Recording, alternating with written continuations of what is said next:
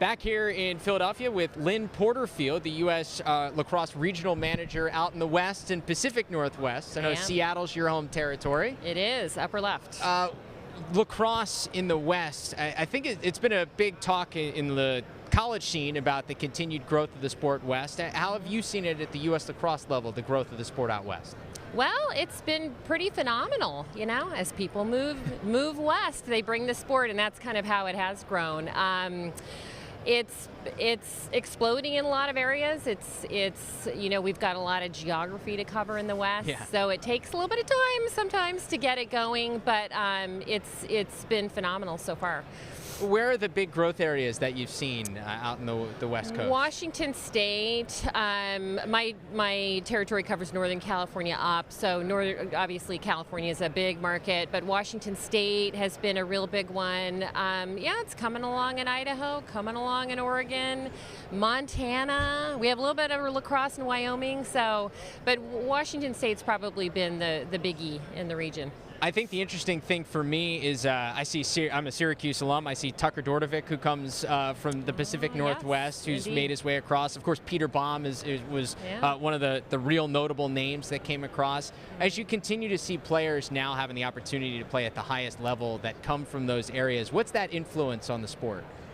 It's been huge, of course, because finally the kids are seeing that those areas are getting recognized by college coaches. And certainly on the girls' side, got to bring that up, right?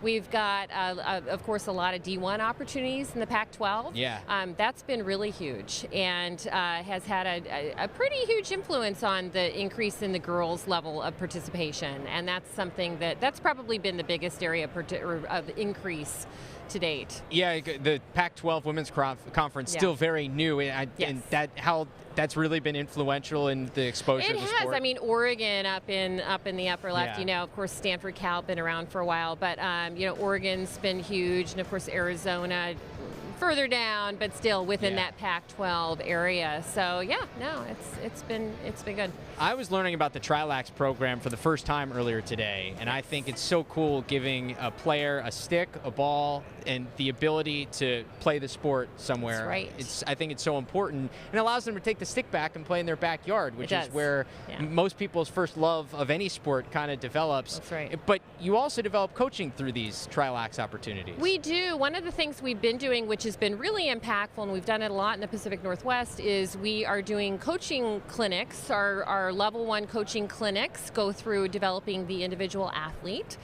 station-based, teaching kids how to do really fun or do skills in a very fun way.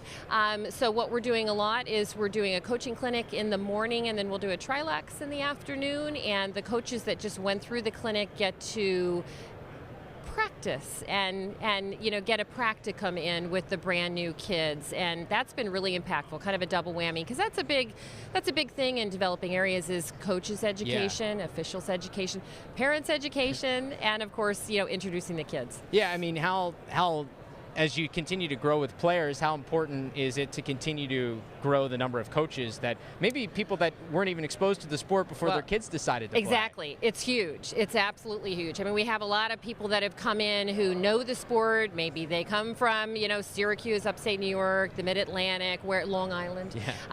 But we've, you know, coaches, of course, is huge. Officials is huge. You know, you can't grow the sport without those two.